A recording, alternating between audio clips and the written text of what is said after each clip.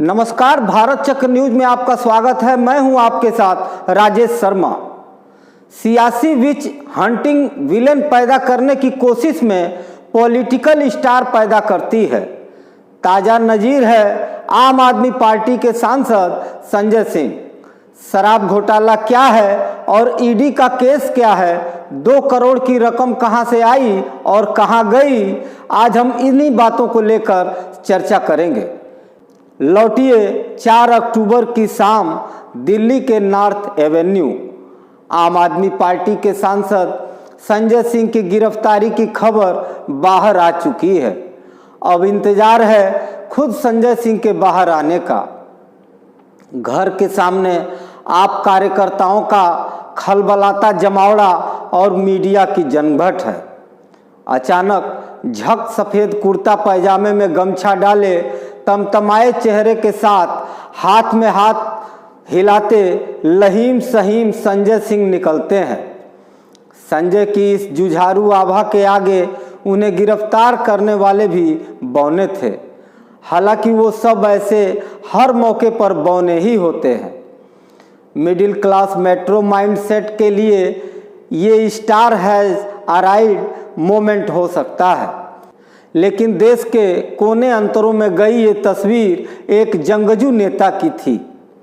ऐसा नहीं है कि संजय सिंह का ये जुझारू रंग कोई नया है। अन्ना आंदोलन से लेकर अपनी राज्यसभा की यात्रा तक संजय लगातार खुद को प्रूफ करते रहे हैं। संसद परिसर में पूरी रात धरने से लेकर सदस्यता के निलंबन तक जो विशेष सत्र में भी बहाल नहीं हुई, संजय कभी खामोश नहीं रहे। जिन्हें उनका इतिहास पता है वो यूपी के सुल्तानपुर में रेहड़ी पटरी वालों के लिए लड़ी जाने वाली उनकी लड़ाई भी जानते हैं, और लखनऊ में आज़ाद समाज संगठन के जरिए आम आदमी के लिए किया उनका जमीनी संघर्ष भी। मगर कुर्ता पैजामे के जिक्र को यूं ही न समझिएगा। इस देश में कुर्ता पायजामा ही लीडर्स का यूनिफॉर्म रहा है। देश इस भेष से खुद को न जाने क्यों कनेक्ट करता है। राजीव गांधी के दौरे में उनकी सफारी सूट कैबिनेट किस कदर आलोचना की शिकार हुई, जानने वाले जानते हैं। मजे की बात यह है कि राजू जी बतौर नेता खुद सफारी सूट वाले नहीं रहे। एक रोचक किस्सा, एक बार वो कानपुर के दौरे पर गए थे। जीटी रोड पर उनका रोड शो था। जनाब, उनका आकर्षण ऐसा था, हर शख्स उन्हें छू लेने को आतुर रहता था। राजू ने कभी भी किसी को निराश नहीं किया। खैर, इस रोड शो में भीड़ ने उनके कपड़ों की दुर्दशा जरूर कर दी। गेस्ट हाउस पहुंचे तो उनका कुर्ता तक तार तार था। उन्हें उसके बाद भी एक कार्यक्रम में पहुंचना था। जाहिर है प्रधानमंत्री फटे कुर्ते में तो सार्वजनिक कार्यक्रम में नहीं पहुंचते। उस वक्त काम आए श्री प्रकाश जायसवाल, जो तब कानपुर महानगर कांग्रेस के पदाधिकारी थे। कद काठी मैच कर गई और श्री प्रकाश जायसवाल का नया कलफ लगा कुर्ता घर से आया। अब सियासी रकीब तो यहाँ तक कहते हैं कि जायसवाल के सामान्य कार्यकर्ता से केंद्रीय मंत्री तक के उत्थान में इस कुर्ता कथा का बड़ा योगदान था। खैर, ये एक अवान्तर प्रसंग है, मगर कुर्ता इस देश में नेता के खाँटी होने की पहचान है। संजय सिंह इस मायने में खाँटी हैं। खाँटी इसलिए भी कि वो समाजवादी स्कूल से आते हैं। अरविंद केजरीवाल आज उनके लीडर हो सकते हैं, मगर उस्ताद नहीं।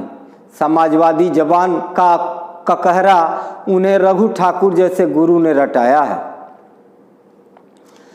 संसद में बोलते हुए संजय सिंह बाज दफा केजरीवाल की डिटेक्टेड लाइन से बाहर जाते हुए भी लगते रहे हैं। संसद से राहुल गांधी के निलंबन पर संजय सिंह का स्टैंड किसी पार्टी लाइन पर नहीं था। वो विशुद्ध राजनीतिक नैतिकता का सवाल था। राजनीतिक भाषा और विनम्रता का दामन संजय सिंह ने कभी नहीं छोड़ा। कांग्रेस के वरिष्ठ नेता सत्यव्रत चतुर्वेदी ने इन दिनों सियासी अंधकार में जी रहे हैं। अन्ना आंदोलन के दौरान वो पार्टी के प्रवक्ता थे। उसी दौरान राज्यसभा के लिए भी चुने गए। एक टीवी शो में संजय सिंह से उनकी बहस कड़वाहट की सीमा तक पहुंच गई। बताते हैं कि बहस खत्म होते ही संजय सिंह ने उन्हें प्रणाम करते हुए राज्यसभा में चुने जाने के लिए बधाई दी। चतुर्वेदी आश्चर्यचकित और हतप्रभ थे। आप पूछ सकते हैं कि क्या यहाँ मकसद संजय सिंह का स्वातिगान है? जी नहीं, नेताओं की जेल यात्रा तो होती रहती है। सवाल यह है कि कोई किस धज से मकतल को गया। संजय सिंह की इस गिरफ्तारी ने बतौर लीडर उसकी रीब्रांडिंग की है। वो केजरीवाल की छाया से एक झटके में बाहर आ गया है। अदालत की पेशी पर जाते संजय सिंह बोलते हैं, मोदी डर गए हैं, मोदी हारेंगे। अदालत से बाहर आते हुए पीएम मोदी को अडानी का नौकर करार देता है और इन सब के समानांतर दिल्ली की सड़कों पर कार्यकर्ताओं का बलबला था। दिल्ली पुलिस के पसीने छूट गए। चंडीगढ़ में आप कार्यकर्ताओं ने बीजेपी दफ्तर पर धावा बोला तो आंसू गैस के गोले तक चलाने पड़े। महाराष्ट्र के मुंबई और पुणे में आक्रामक प्रदर्शन और गिरफ्तारियां हो रही थीं। अगर कार्यकर्ता इतने आंदोलित थे तो इसकी वजह सिर्फ पार्टी की स्ट्रेटजी नहीं थी। पार्टी को तो गिरफ्तारी की खबर बाहर से आने के बाद काउंटर अटैक में ही वक्त लग गया, वरना होना तो ये चाहिए था कि ईडी की रेड के साथ ही पार्टी प्रोएक्टिव होती। ये संजय सिंह का अपना पर्सोना था। जिसने कितनी जमीन बना ली है ये उसी दिन समझ में आया, और उससे भी ज़्यादा समझने की ज़रूरत अरविंद केजरीवाल को है, जो बस सियासी बयानों की फाइल बढ़ाते रहते हैं।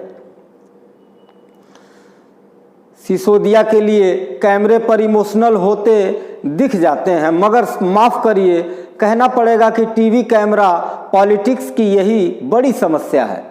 वो ऑन एयर है, उसके फुटप्रिंट भी बस बिजली पानी क्लास तक महदूद हैं।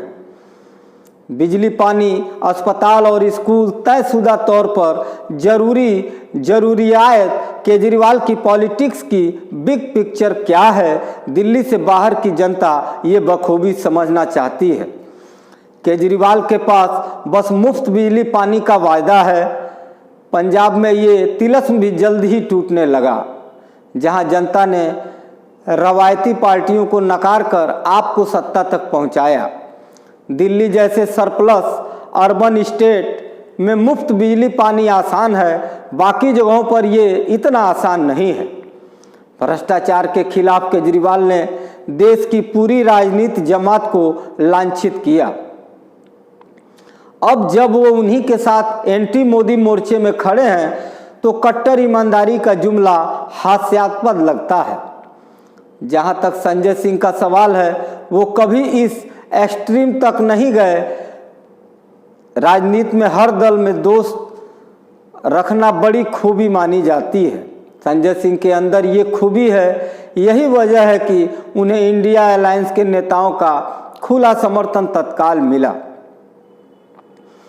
कई नेता संजय के घर पहुंचे, परिवार और पिता से मिले।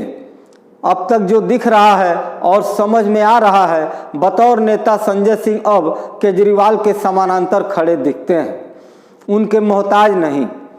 पॉलिटिकल एरिना में ये कद उन्होंने खुद बनाया और कमाया है। इस ग्रैंड गिरफ्तारी ने केजरीवाल को भी इसका एहसास करा दिया होगा। मुश्किल ये है कि प्यादों से खेलने वाले केजरीवाल अपने इर्द गिर्द मजबूत मोहरे बर्दाश्त नहीं करते। पता नहीं आम आदमी पार्टी की इंटरनल पॉलिटिक्स आगे क्या रुख अख्तियार करेगी। केंद्रीय चुनाव आयोग ने जैसे ही सोमवार को 5 राज्यों के चुनाव कार्यक्रम की घोषणा की, उसका लाभ उठाते हुए कांग्रेस अध्यक्ष मल्लिकार्जुन खड़गे ने कांग्रेस कार्य समिति CWC की बैठक में 2 बड़ी घोषणाएं की और भाजपा को इस मुद्दे पर बोलने या कदम उठाने पर मजबूर कर दिया है।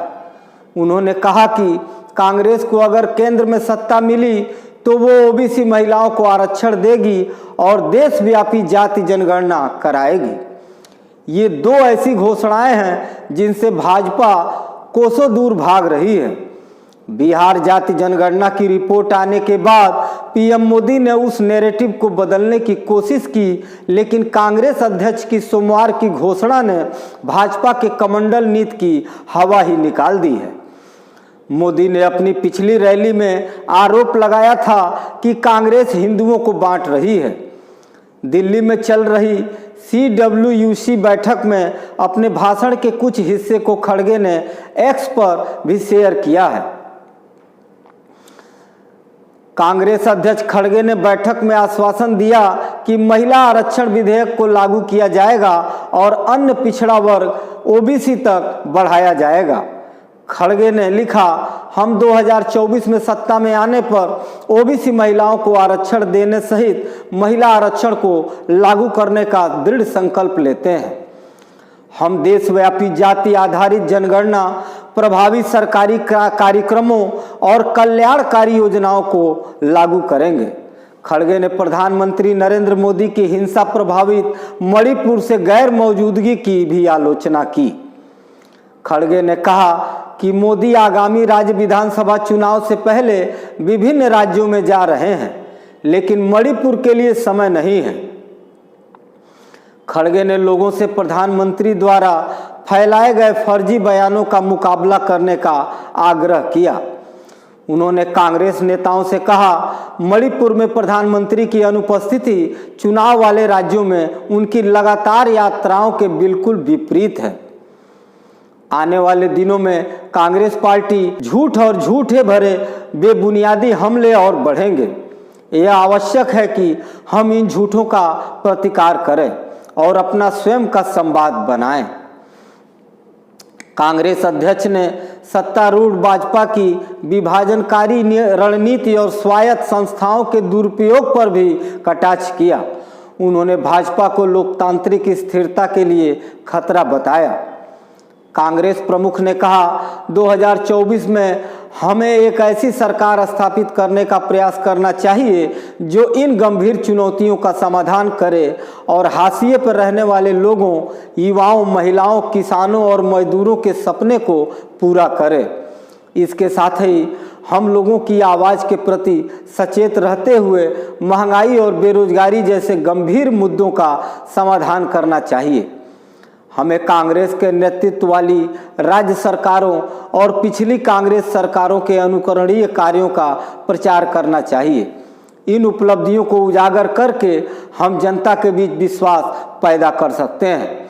पिछले महीने हैदराबाद में आयोजित 2 दिवसीय बैठक में CWUC ने विश्वास व्यक्त करते हुए एक प्रस्ताव पारित किया था कि पार्टी को विधानसभा चुनाव में छत्तीसगढ़, मध्य प्रदेश, मिजोरम, राजस्थान और तेलंगाना के लोगों से निर्णायक जनादेश मिलेगा। कांग्रेस प्रमुख ने उस समय भी पार्टी नेताओं से पार्टी की सफलता सुनिश्चित करने के लिए अपने व्यक्तिगत मतभेदों को दूर करने के लिए कहा था। इस बात को उन्होंने सोमवार को भी दोहराया। आज की खबर पर आपकी क्या प्रतिक्रिया है, आप क्या सोचते हैं, आप मुझे कमेंट करके बता सकते हैं। आज की खबरों में बस इतना ही। कल फिर मिलते हैं देश दुनिया की बड़ी खबरों के साथ। आप देखते रहिए भारत चक्र न्यूज़। नमस्कार, जय हिंद।